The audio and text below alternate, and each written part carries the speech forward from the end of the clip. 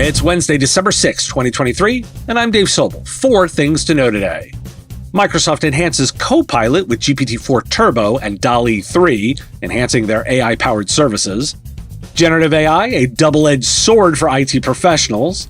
Cybersecurity leadership stalled. Tuberville's Blockade leaves key positions unfilled amid rising threats. And an industry call to action. SaaS alerts and MSPs advocate for enhanced API security features. This is the business of tech. Looking to make your monitoring offering premium? A way to differentiate your capabilities? How about being able to see into your client's IT rooms with thermal imaging with 768 monitoring points combined with ambient temperature and humidity? Live and recorded video with motion detection, offering better visibility than being there physically. Sentry from RFcode is the answer. Plug it in, scan the QR code, and you're done. Sentry helps you know about IT issues before your clients do. And listeners get 30% off your order of hardware and service with code MSP Radio on checkout.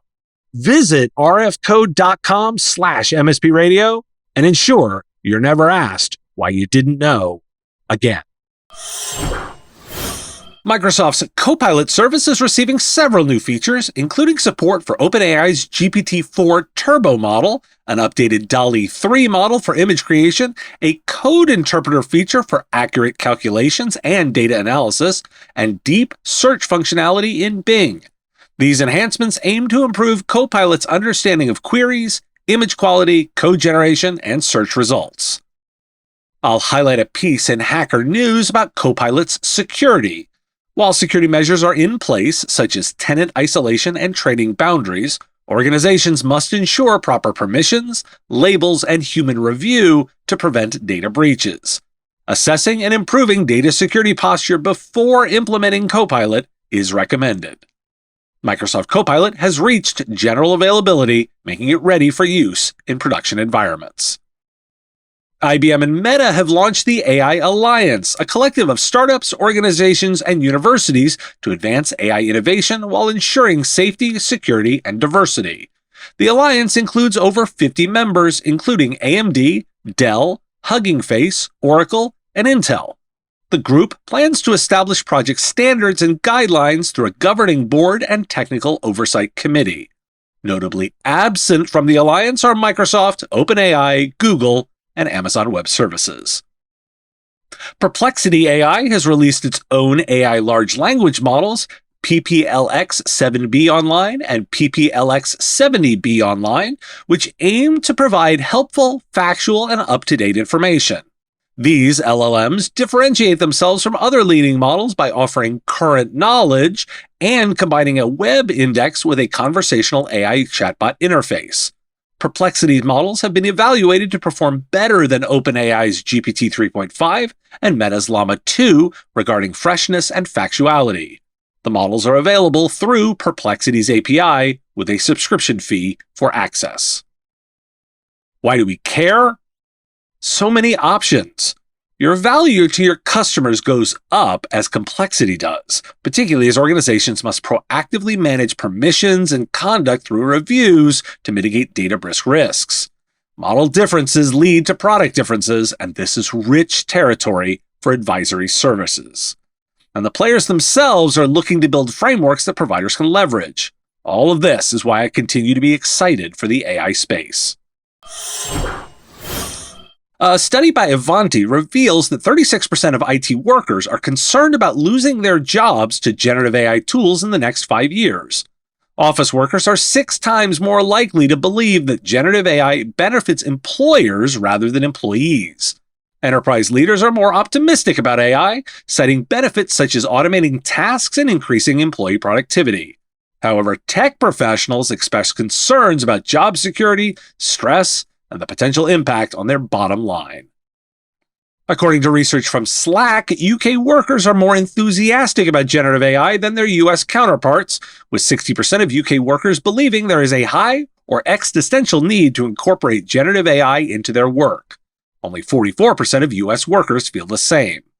However, despite their enthusiasm, only 19% of UK employees have used AI tools at work, indicating concerns about accuracy and trust.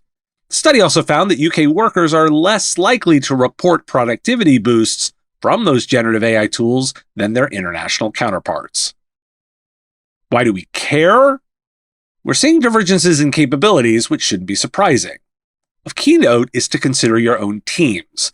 This disparity underscores a broader conversation in the tech industry about the impact of AI on employment. IT professionals' concerns about job security, stress, and financial implications reflect apprehension about AI's role in reshaping the job market, particularly in technical fields. So on one hand, we have competitive advantage by embracing the tools, and on the other hand, increased stress and security woes. Complex problems for the win.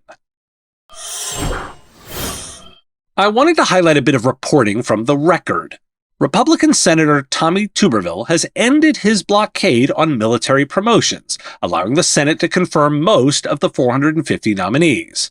However, the new chief of U.S. Cyber Command, the National Security Agency, and other nominees remain stuck due to various issues and holds placed by senators. Tuberville's blockade has caused a backlog of leadership moves at Cyber Command and the NSA. And from Axios, a wave of ransomware attacks targeting critical infrastructure is rising, affecting hospitals, water districts, and real estate services companies. The number of ransomware attacks against healthcare entities and schools has already surpassed last year's totals. While the federal government is investing in the ransomware fight, it will take time for the results to be seen. Frustration is growing as the impacts of ransomware become more severe, but progress is being made, with international law enforcement making key arrests and establishing new cybersecurity positions. Why do we care? I just want to highlight the impact of Tuberville's choices. His blockade resulted in zero policy impact at a time when cybersecurity needs continue to increase. SaaS Alerts has extended its protection beyond core SaaS business apps with the introduction of App Wizard. This update allows managed services providers to integrate SaaS Alerts with any SaaS business application with a viable API, strengthening customer cybersecurity postures. MSPs can now monitor and alert unauthorized actions in various SaaS applications, presenting a new revenue opportunity. However, the availability of viable APIs remains challenging, prompting SaaS Alerts to launch the I Want My SaaS Alerts campaign to encourage software developers to include security log data in their APIs. MSPs are urged to support this effort by signing the petition. Why do we care? An API-driven approach to application security for MSPs is a very big deal. The challenge lies in the availability of viable APIs in SaaS applications, particularly those that include security log data. This limitation is a critical hurdle in realizing the full potential of this product. Increasing collaboration between service providers, software developers, and users is needed to create a secure digital environment. Let me observe that regardless of being a SaaS Alerts customers or not, having this data available via API is necessary. I don't endorse products. I do present market conditions, and having this data via API should be table stakes for SaaS applications. Should. This year, so many good ideas were turned away from large events, and thus, RejectionCon was born. Every talk was rejected at some point, and these have been chosen for resurrection by you. This is the community hard at work. RejectionCon promises to showcase some of the best never-before-heard content in the MSP verse, from household name speakers to incredible first-timers.